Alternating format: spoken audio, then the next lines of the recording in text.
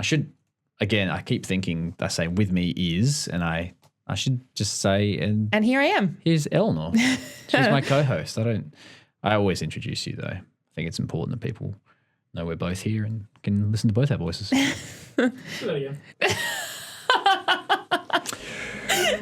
Okay, ready?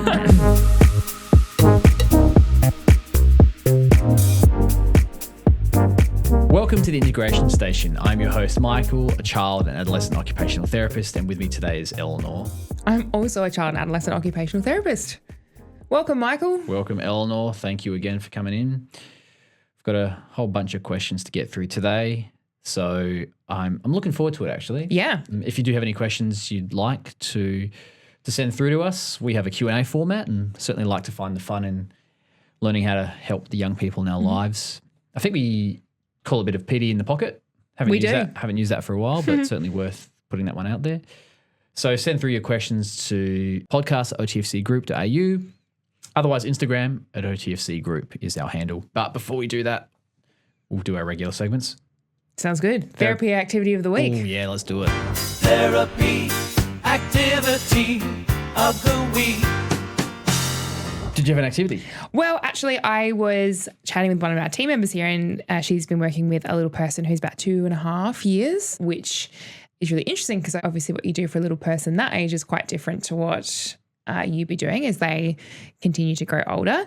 And we were talking a lot around cause and effect play, and, something that she had set up was around, stairs and a wedge with bowling pins at the bottom to climb up the stairs, roll the ball down, knock the Skittles over, which is awesome. I think It's really easy to gravitate towards, a beanbag to throw, but a little person that age, especially one that maybe is still developing a lot of those skills, isn't going to be at that level to do more of a throwing activity, but seeing the outcome from that can be really motivating. And we would even, unpacking how that could look like on a bigger scale to have her involved with that play. She loves using the Lycra swing, and I'd suggested, how do you think she might respond if you were to have soft play equipment in a bit of a circle around it? So you're using her as kind of like the bowling pin, the wrecking ball, to throw into, while she's in the Lycra swing, to crash that into a tunnel. The tunnel knocks over. She can have a look afterwards to see how she was really the cause and effect. That's cool. In that activity. Very regulating as well. Lots of big body movements, deep pressure, the vestibular input through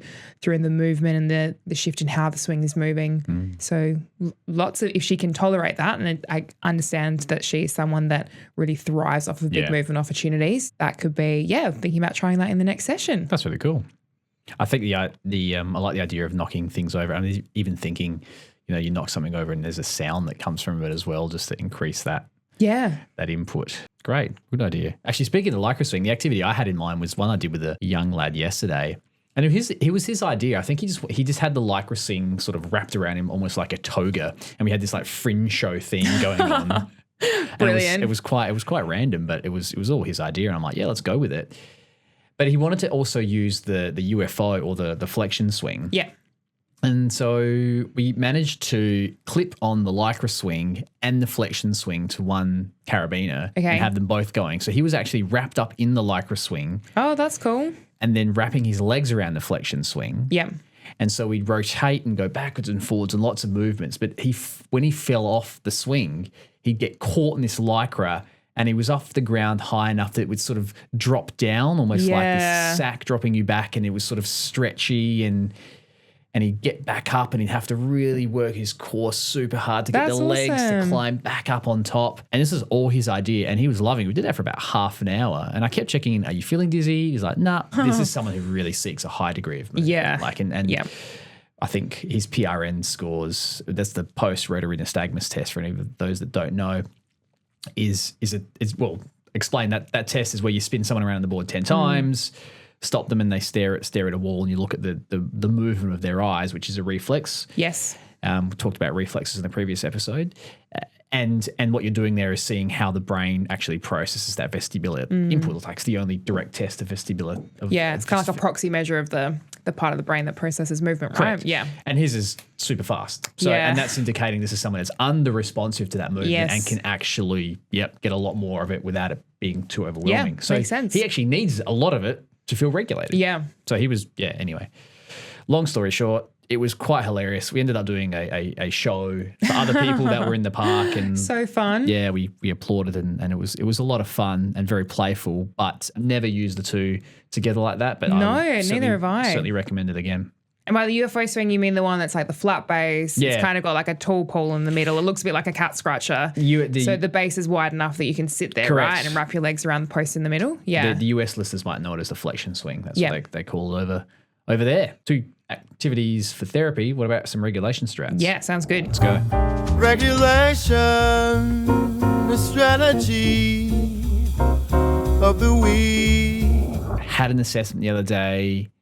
A young girl came in with, those Nido toys. You know the Nido? No. Ah, okay. Do I need to know about that? You need to know about it. So do a search, anybody. And it might be, across different countries might have a different name, but I know here in Australia, I think it's a brand, Nido. I think it's D-O or something like that. Google it, something will come up. Anyway. Okay. and it's this, like they're toys, but they've got this really, how do you describe the texture? It's almost like really, really firm putty, but the more you squeeze it, it really starts to bend and mold, and it's just this incredible tactile experience. Okay. And it starts to become more malleable as heat starts to go through it. So the more you warm it, the softer it gets. Okay. The more you leave it, the harder it gets, and you really have to work hard. It's like if you consider kneading really, really hard dough with your hand, maybe that's where the name comes from, knead dough. Anyway, if you consider that, that's what it's like. Like, and you have to really squeeze it. Yeah. And my gosh, it was addictive. I just wanted to hold it the whole time. How is it different because I think about like therapy. Therapy. I feel like it starts as therapy and then moves to Play-Doh. Yes. Is that where Well, is that therapy where gets landing? very stringy and stretched out. This thing's Yeah. all encapsulated. Like it doesn't lose its shape. Okay. So you can, remember things like Stretch Armstrong, those stretchy toys and those sort of things? It's like it can stretch, but it maintains its shape. Overall, it's contained, whereas putty goes everywhere. Yeah, right. So yes, Yeah, it does. if you put it's putty impossible to get off of a carpet or clothing and correct, stuff. unless you get another bit of putty to Yeah. But it's like that inside. It was almost like as if putty was contained inside in something and stayed there, and it was great. I loved it. That's awesome. I think mine this week is actually about using music in therapy sessions to support regulation, and I think it can be such like a, I don't know, underutilized maybe, or maybe it's not the first thing that you think of to support regulation. Came off the back of a conversation I was having with one of the OTs at Plus actually, and they'll carry around a speaker with them in sessions because a friend of theirs loves rock music with like Big a time. big bass, and just that really supports them to engage and be motivated, and a chance to check in with something that's safe and familiar before exploring something new. And I was like, I just think that's brilliant. And I've got a little friend that I see who I just find myself constantly singing to. And, it's the kind of thing you throw it out there in the initial instance and you see how they respond and you're like, that's all right, not into that. But it can have such a profound impact. And I think one that I found myself going back to more. And I think once again, it can just have such a calming impact. So even if you're doing something that extends maybe outside of that comfort zone, or we're feeling unsure about approaching something new, that can really help a young person regulate enough to be safe in that space and maybe give something different a try. That's great. You must have a nice voice then if it's I don't know regulating. about that, but Well, if they are feeling regulated after it, then that's good. Normally, if I see people that are singing and the young person wants them to stop, it's generally because... I have been told plenty of times, don't, stop that. Understandable. But it's for the ones that it works for, it can be, Really good. really nice. And I think also a moment too of that kind of... Connection. Yeah. Particularly when language is really hard for some of the young people. There's communication music, differences. absolutely. Yeah. Actually, a previous episode, we had a music therapist, Natalie Oliveri. Of course. She talked about music in therapy, but when you were talking about types of music and to regulate and to change how people feel, you talked about the ISO principle. So if you go back through the back catalogue and have a listen to our episode, because it talks about how you can change how you feel through music and actually change that level of how you're feeling based on the songs and building a playlist to adjust how you're feeling. Yeah. So you can start at a particular level and slowly build up to a state that you want to based on the music you're listening cool. to. Yeah, really Yeah, cool. that's great. Cool idea. So moving on to our questions for the week. Quite a few that came through. Yeah. We'll try and keep it succinct, but want to also give some thoughtful answers to these questions. Yeah. We had one here on what to do when the young person refuses to follow instructions. Unless they have control, I think Unless is they have an control. important part of that. Yes, yes. We might leave this one to the end. This is a great one. A really long question around can you be regulated and tired at the same time, and a few other things in there, which is quite interesting. But you had something you brought. I did. That you wanted to talk about. I had with me today just a really interesting developmental theory about dandelions and orchids. I don't know. Have you heard of that theory before? You know what? No. Okay. Very interesting. I had heard it on another podcast, and I just thought it was a really interesting concept. And they had referenced the initial work of the pediatrician and professor who developed this, Dr. Thomas Boyce. And listening to his TED Talk was really interesting. And he kind of chatted through a little bit further about, well, what does this mean, the studies that he conducted to help support this understanding, and then what it means for supporting the young people in our lives. And I can probably chat to various details of that, but I guess what his work has shown over time is, I guess, these kind of, when it comes to sensitivity or sensitive natures of children and young people, that typically children might fall into, well, I'll say one of two categories, but I guess these are actually the poles of a spectrum in what that sensitivity can look like, and whether they might be referenced as a young person who fits more that dandelion profile or the orchid profile. And I really love how they've actually coined these terms, because it certainly captures the natures of these young people. The dandelion's in reference to, you think about the conditions that a dandelion can grow in, whether they're out in the field or through the cracks in the sidewalk. There is, regardless of what those conditions look like, a dandelion can grow and thrive, whereas an orchid needs the right conditions, the right amount of water, the right amount of sunlight to really flourish. But with those right things in place can be just, so beautiful. But obviously without those right parameters in place, those outcomes can look very different.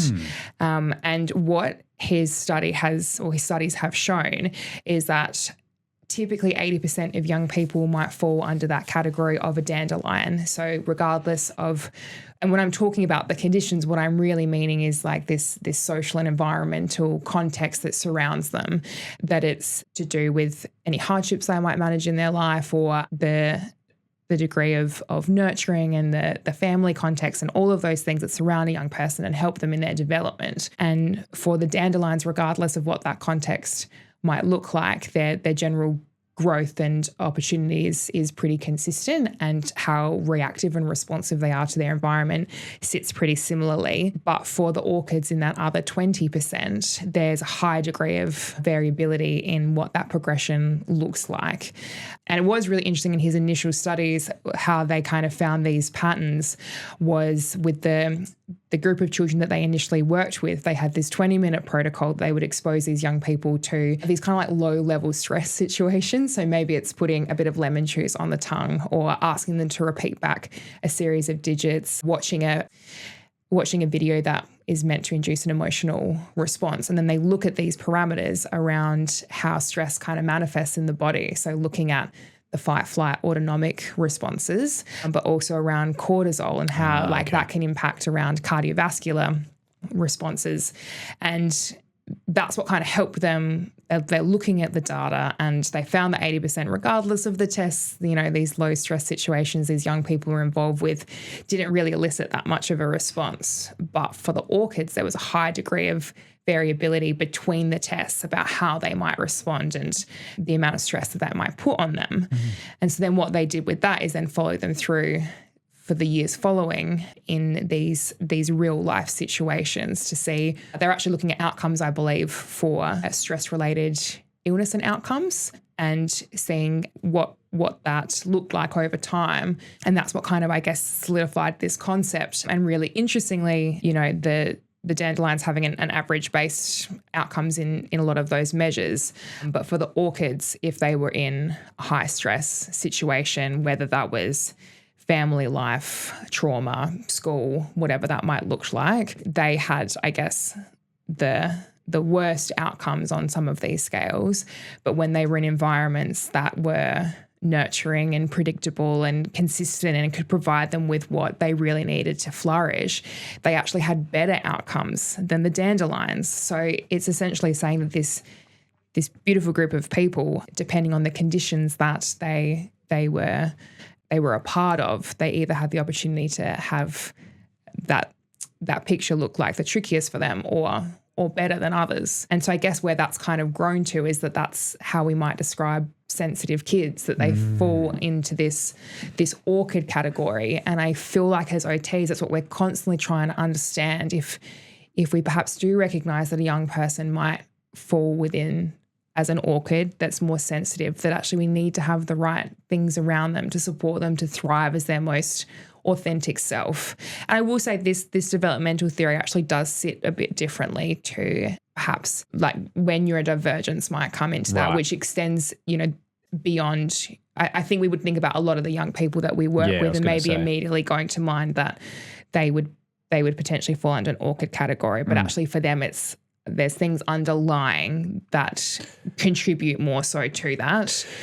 So was this talking about it from a perspective of, you're a normative population, or there was a normative group of people that presented with maybe I believe so. Yeah. more personality traits or disposition that's more sensitive versus more orchid versus dandelion. Okay. Exactly. So if for our neurodivergent people, they would maybe present in a similar way, but there is, as you said, there's a whole bunch of things underneath that may be contributing to that. Yes. But could it be both? That's what I think too. And this is, I guess, now my interpretation of some of the information that I've been listening to, whereas perhaps naturally they do have that more sensitive temperament, but then they have underlying things that they're managing in terms of anxiety or mental health, and those things, or what that neurodivergence might look like and how that impacts how they experience the world around them might contribute further to what I think they would layer in with one another. How much is it genetics? Like, because I think of like all this stuff, and I think of, they always talk about, nature versus nurture, and sometimes people's pathways are always that way because their genes are, or epigenetics. If we know more about epigenetics now, things are switched on based on environmental factors, but the genes were always there to go that way. And I think what's really interesting is one thing that they had referenced as part of the studies, and I think this reference for me made a lot of sense, that when it comes to genetics and genes, it's like pulling out a box from a package. You have to be able to open the package, take the book out, read the book for that to then inform your experience. And so I guess when we think about that from a developmental or genetic perspective, the books are like the genes, and to be able to actually open and unbox that comes from the environmental context and what's happening around you. So really it's that classic thing of it's not necessarily one or the other, but how these two, genetics and environment, come together to facilitate that. And what he talks about in his research, the reason that he went down this initial path in his studies is he was reflecting a lot about his life with his sister when he was younger, and up until 10 years of age, he references that they were the best of friends and similar pathways. But then it's almost from that point, as they approached adolescence, that things started to shift and change in very drastic directions.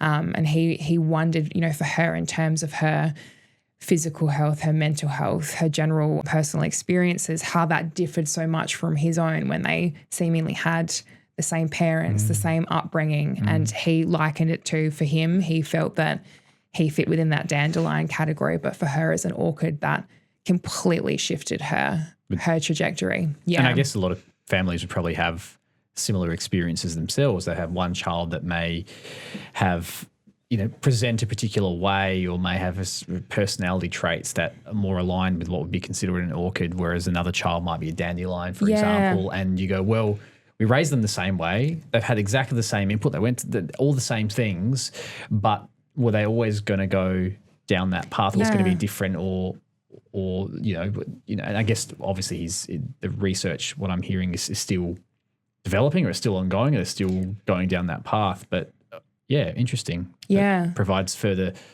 context around those traits and differences between people. And I think, the idea with this as well, it's not to have the understanding of, I wish, you're wishing for a dandelion, for example.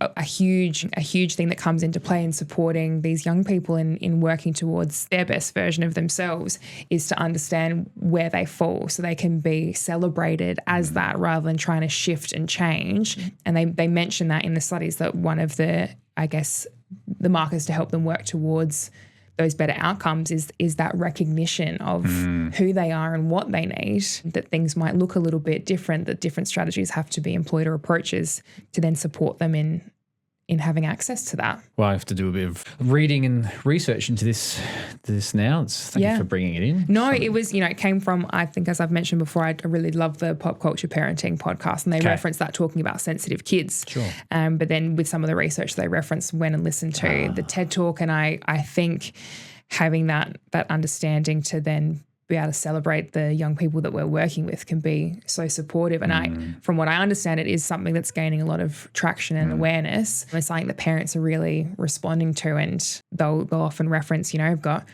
2 dandelions and an orchid at home, and what those approaches look like can be so different for what they're needing. But I just thought it'd be a cool thing to chat through here as well. Excellent. Well, thank you for bringing it in. All right, shall we move on to our next those question? Couple of questions that you've got. Well, the next one was, what to do when a young person refuses to follow instructions unless in control. I have seen this firsthand as a parent, but I think Sure. you see it in sessions as well. And I, sometimes I think wording here can be tricky. So they're refusing to follow instructions, or refusing to do something. There's this whole sort of thing that's on that person. Yes. That it's you being very reasonable, saying, I'm telling you to do something, and they're refusing to do that task. And I go, okay, we talk about this all the time. If it's a behavior, what's the real root cause of it? Yeah. What are they trying to say? What are they trying to get across? And if they're refusing, in inverted commas, refusing to do something, there's obviously a reason why. And when they're in control, now I think about this all the time. Like if you're in control yourself, say you're in a situation and you're, someone is telling you to do something, you would prefer to have autonomy over how that's done, and you would prefer to have some control over how that's done. And I think that's a natural thing.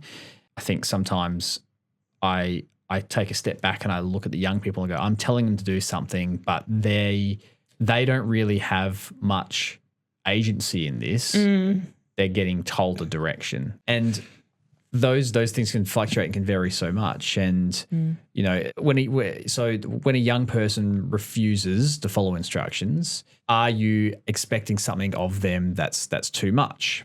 And so you go, okay, I've asked something that's maybe too much for that person at that time, and therefore the way that they can manage that is by taking control or adjusting that. Yeah, definitely.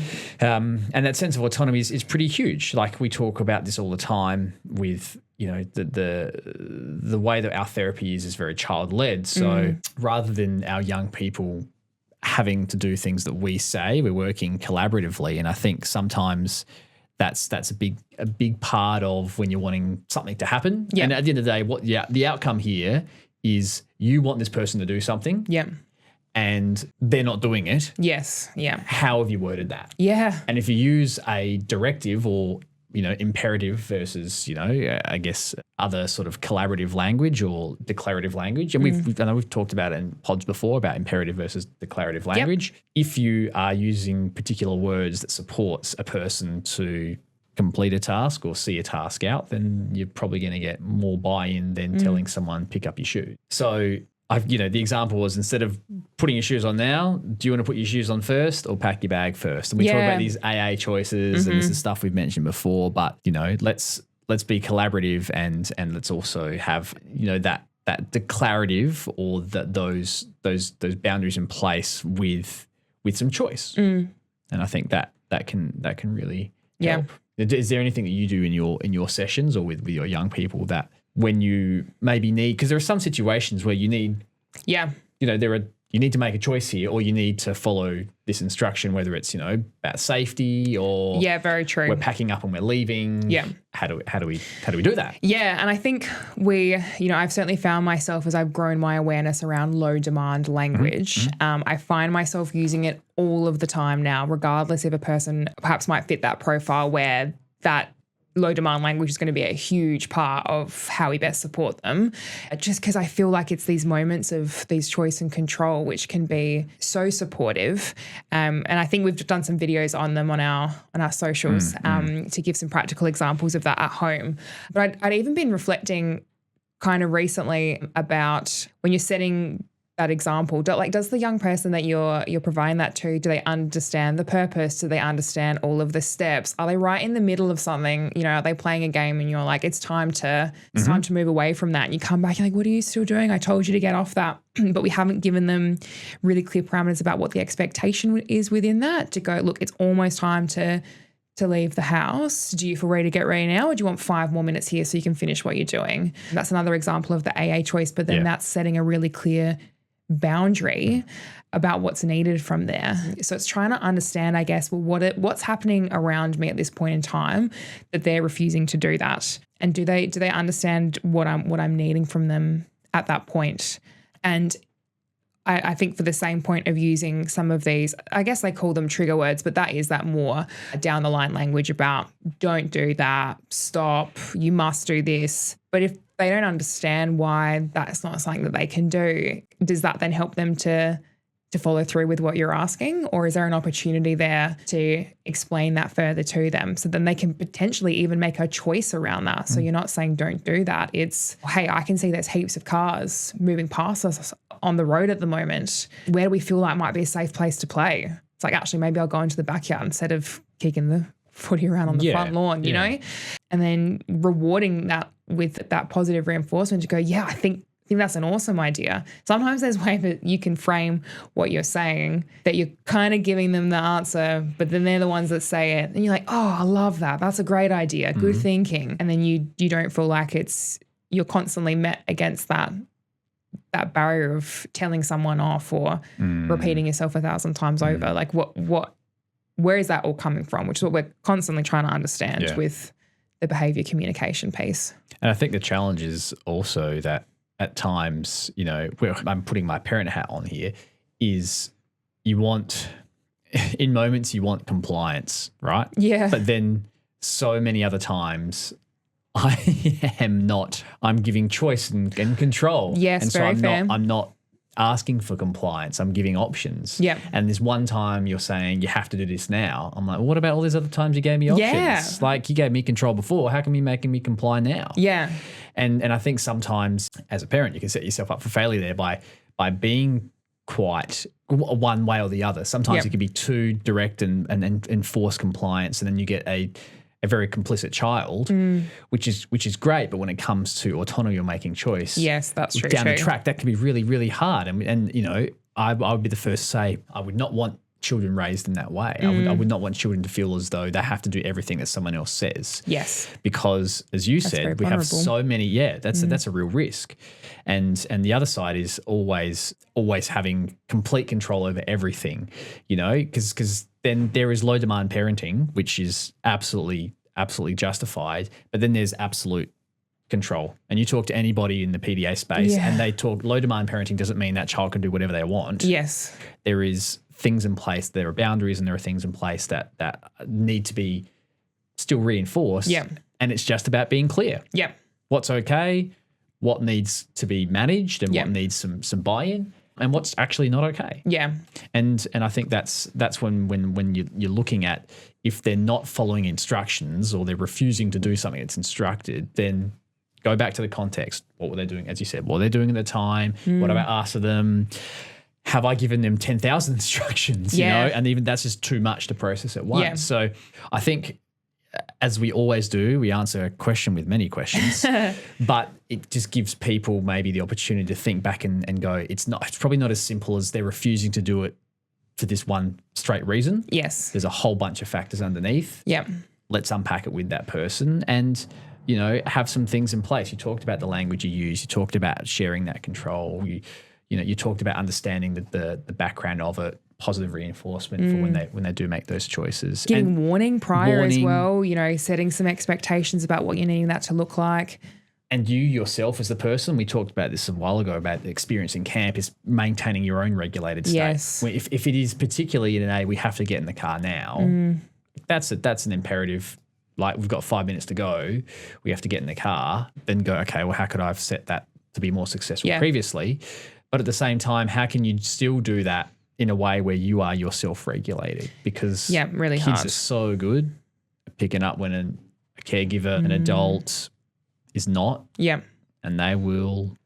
And how they'll hard feed is off it that. when you're in a time crunch, you're trying to get out the door, you're trying to support them out, and you can just feel the heels digging in that little bit further, and then you can't help but potentially escalate yourself, which is really hard. And I had actually, my personal experience on the weekend, I had this thing where, okay, in my mind, I was like with my wife and I were like, let's take our son out to ride the bike at this place, and it's going to be, it's going to be great. He wants to ride his bike. He talked about that. That was sort of his idea. And we said, like, we're going to go there. Let's get our bike in the car. Let's go. And we could see he was like, I'm not that keen. And we're like, we know that sometimes it's a new place and gets a little bit uncertain in new places. Yeah. But once we get in the car, we'll be fine. And we'll get there. And it was that, I just need you to do this now so that we can get out, because if we don't, then we won't have time to get there. And lots of imperative like this and boom, boom. And you could see it just building up. Okay. And then we got in the car and I think it was okay at that time because he kind of just, I think held it in and went, okay, I will comply with what they're saying. And then we got there and it just didn't work and he didn't want to be there. He wanted to go home. And then we're just like, what are we doing? Why do we force him to come here? Like in our minds, we thought this would be great, but he's telling us so many times, I don't feel comfortable going. This is not the right time. This is not the right day. Yeah. And in hindsight, we were like, we as soon as we got there, we're like, okay, we're not going to fall. Like we have to go. This is not working. Yeah.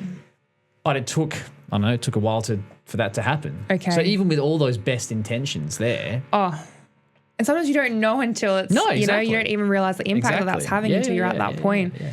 Knowing what you know now, what do you feel like you might have done differently? Other than like, if he's telling you there's things he's feeling unsure about, rather than going, okay, we just won't do it then. Like, what do you feel would have worked for him for that outcome to look a bit different to help get him there? Yeah, I think it's all the stuff of, the time of the day that's done or giving some more forewarning or just giving a bit more choice and control around what that looks like, or even something after that to go, we're going to go here and then after this we can go somewhere that you are going to like a bit more, but even just allowing, I thought we allowed enough time, but maybe we didn't, allowing enough time for that stuff to give those instructions and it to be seen as something that is going to be, supportive and for him, I say not that he refused the directions or the instructions, but he was a little bit more, I don't want to go, therefore I'm not really going to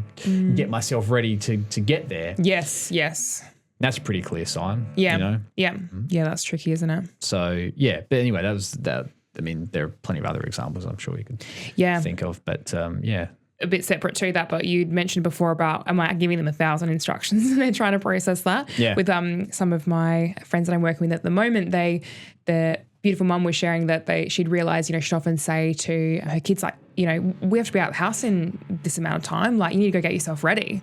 And then she would find them when they're distracted doing something else or whatever that looks like. She's like, oh, they're not listening to me. And then she realised they didn't know when she said, it's time to leave or let's get ready to go in 10 minutes. They didn't know what the steps required were to get out of the house. So then we've worked in sessions to build a visual schedule and they've actively contributed to that. They've picked all of the pictures. They can see all of the steps. They've got their motivation and buy-in.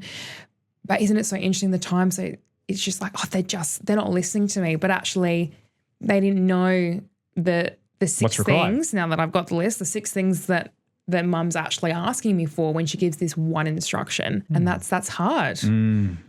Following instructions is hard though. Yeah. And everybody does. They want to seek control and do things in their own way. Yeah. So I guess if we were just to round that off, and if it's someone that is finding it hard to follow through an instruction without that level of control, I guess our suggestion is think about the language you're using. Can you reframe it so that demand feels lessened, or can we pitch it in a way that they have a moment of choice in what that looks like? Have we set that person up with everything they need to make that choice to engage? Do they know what's expected? Do they know the steps? Do they have prior warning, especially if it's requiring a transition as well? And is there anything that we can put in place to support that, whether it's unpacking why we're asking for something, putting a schedule in place, all that kind of stuff. Yep, excellent. Yeah. Good summary. And just be thinking as well in that moment, do I always see this behavior around a particular instruction, or am I constantly seeing this at certain times of the day? What is it that's happening around that? And what are they trying to, if they're not going to follow through, what are they trying to achieve? Are they avoiding the task? Do they want to keep playing their game? Like, what's the outcome? Correct, yeah. And you can just start unpacking and looking at, as you said, the behavior being a response to something that's going on as a cue to how else we respond. Yeah. Last question we have for today, which is, it's a long one, but one that I certainly want to give some time to. So my child will be starting school soon. He likes to be active, but he gets so tired throughout the day and needs lots of sleep and always falls asleep fast. We think potentially ADHD. Maybe his busy brain is why he fatigues so fast. Often ADHD kids have trouble sleeping, falling asleep. He does not. ? For his regulation, heavy work breaks at school could be good. But would this tire him out even more when trying to concentrate and regulate at school, leading to dysregulation? As I know with his tiredness comes dysregulation. So can you be regulated and tired at the same time, or will tiredness always lead to dysregulation? There's lots going on in there, hey? There's a lot going on in there. What I'm hearing is what that feels like to a busy friend who also tires quickly. Trying to find out, well, what regulation strategies are going to work that doesn't have the opposite impact and tire him out further.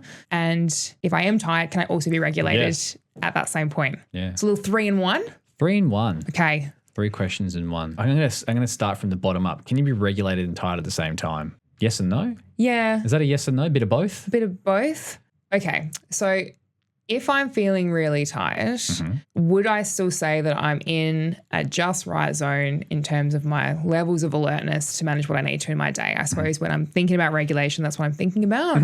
Maybe I'd be on the lower end of that potentially, if not in a space to do what I need to do. Yeah. So, I think it would probably depend. And actually, just because you're tired doesn't mean you can't function and do the things that you would need to. I feel like talking to a parent, you'd know all about that for yourself, about the things that you do across your day and just kind of get through that. But yes, I feel like that to be in that true regulated, just right, settled state, I think that would be harder when you're tired. Yes. Yeah, I agree.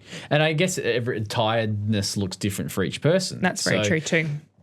What tiredness looks like for this young person might be different to another young person. So you talked about the just right state, and we're talking about the sort of engine charts, the Schellenberger engine chart that we use from the alert program. But there's also things like zones of regulation that talk about the different colours and the different zones. And I think they would say if you were maybe tired or feeling flat or maybe a bit upset, you might be in that blue zone. Blue zone, yeah. But at the same time, it could be that person it could be the labeling of tiredness that might not be the right word here. So they could be very, very tired, but maybe tiredness is less of a I'm feeling tired and more of a I'm feeling a lot calmer and regulated, and it looks tired, but they're actually regulated. Yeah, that's so true. So they've actually got a lot of the input that they are needing. And someone might see them and go, oh, they must be tired, when they've got all the big movements and stuff they need. And this young person sounds like they're a very active young person. Yeah. And they need a lot of that big stuff. Yes. And so after they've had that input, they're a lot more regulated, and they might look tired because they don't look as busy. Yes. But then I also get that there's this other step in this question again where this is someone that just falls asleep like that or needs more sleep. So that's almost like the opposite end of that spectrum, but understanding, well, when am I tired? When am I actually just settled? Especially if you've got that comparison of the big moving, looking for input, busybody, to then see someone that where that engine speed has potentially slowed down to then go, well, actually, are they in the just right zone, Or are we trending towards that slower pace? Yeah. Feeling more tired. So the other is, as you said, the sort of the three in one. The question about why, he might need as much sleep or fatigue so fast, or they said potentially maybe ADHD, maybe it's busy brain. Yep. Yeah. I mean that's a valid thing. I know a lot of young people with with autism or ADHD or any sort of neurodivergence. There's a lot going on in their brain and a lot to process. And that, I find the days when I'm treating therapy, I'm not as tired as the days when I'm sitting in front of a desk and having to cognitively think about stuff all the time. Like true. The cognitive load of stuff, yeah, it can be really hard. So that can be quite fatiguing. But the other thing is it could be, without knowing all the details, for some kids, they have that ability to work really hard for a short period of time. Yeah. And then they get tired. Yep. And it's more of their endurance that's a factor. Yeah. Right? And so then I'm thinking, okay, is it to do with their endurance and their tone, maybe lower tone, or maybe there's something else going on? It's like a mechanical disadvantage there. Yeah, exactly. And so I look at that and go, okay, well, what is happening there? And maybe that's a reason why they're fatiguing quite quickly. And they made the point about often kids with ADHD have trouble falling asleep. He doesn't, but again, there are lots of kids with ADHD that don't have trouble falling asleep. And I think sometimes if they're, thinking about what some of those other contributing factors might be, if there are some potential areas in their sensory motor foundational skills, which we often talk about, that are still emerging for that little person, are they just actually working so hard across their school day to do all the different activities that they need to from a physical perspective, but then you're right, like a mental perspective too, to sit in the classroom, to try and focus on the teacher, to do the learning activities, that actually as the day goes on, because of the mental and physical effort that's required for that, we're just depleting. And if it's not potentially coupled, because I can hear this is a little person that really thrives off of movement, if it's not being paired with opportunities to move and wiggle and access different sensory input, or we're shifting in terms of those levels of alertness without opportunities to bring it back up to where it needs to be in that just right zone for what they're doing. And I think it could be really easy to look at a kid that looks flat and tired or disinterested and go, oh, they're not overly engaged at that point, but a movement break might help to shift them out of that completely. And it's just that their body was really seeking some sort of input to facilitate their regulation. And I know that the heavy work can be, you might think with the exertion that's required for that's going to push too far the other way and we're more tired. But actually it might be the input is exactly what their body needs to come up out of that space and to be better regulated. Or maybe they need the chance to pair that with a bit of vestibular input too, like a little play on the playground, slippery dip swings. Maybe they're even a kid that likes a bit of that more rotatory movement. So they've got a broader range of input to pair that. But I think the only way to know is, well, actually, can we give it a go and see what this little person responds to? Absolutely. Can we bring in more movement across the day? Does that shift anything? I'm not saying that we still won't be tired by the end of a school day and might not just conk out the second that we get to sleep. But does that mean that they've had all the input that they need to facilitate them to do that? Yeah, and lots of kids do. I think about the number of kids that, as soon as they start school, parents are like, oh my gosh, they're sleeping through the night or they're sleeping better. They're so tired after a full school day. I'm like, it's a lot. It's a big day. It's a lot. And yes, that would raise, you'd also raise questions about, okay, how much are they processing that day? Like if they're that tired after a full day, like that's a lot. But maybe it is exactly what they need to do. Yeah. And I think you're right. Let's observe. Yeah. Observe, take some notes, see what it looks like. What are they doing? When the question about, regular breaks at school, what can that look like? Sensory diets. Yeah. So obviously this is something that, you might consult an OT for, or you really should consult an OT for. But if you yourself as a parent see enough things in your observations of that child throughout the day and you go, okay, if I provide enough of these movements, then they seem more regulated, they're able to do some of these things more consistently, then at least you've got some data to work with. Yeah. And even there as a starting point, you can say, look, they like the heavy movement, I'll provide enough of that in their day. Yeah. Or they're starting to look a little bit disengaged or fatigued. Is it fatigue? Is it boredom? Is it not I'm stimulated. getting tired and I'm just not stimulated. I need to get up and move a bit. Yep. Sometimes it can be that. But I would say if they are having sleep and they need a lot of sleep, they may just be a kid that needs more sleep. Yeah, that's true too. And if they're sleeping through the night and they're sleeping well, then probably their body is getting what it needs. Yep. And that's a good thing because they're getting the rest that they need, which means they can go again the next day. Yep. So, I think about at school when you're sitting down, excuse me, at the table or sitting on the floor, I feel like that inherent expectation around sitting and listening can be really tricky. And just, are there ways that we can facilitate that? Can they be up and moving a little bit but still able to attend? Can we give them the chance to just reset their body for a minute so they can sit for longer without slouching on the table? Because their bodies are working really hard. Like So hard. what is it there that's maybe making that harder? Yeah, I feel like the first point here might be, well, how can I introduce movement a little bit more purposefully across the day, see what that facilitates, try a mix of different movement input and give the heavy work a go, because we actually, yes, it could be that exertion might be too much, but it also might be exactly what they need to come out of that blue zone into the green zone, So give a few things a try, maybe work with the teacher. Maybe there's an opportunity to get that movement input before school as well, and just, see how different input and different movement can then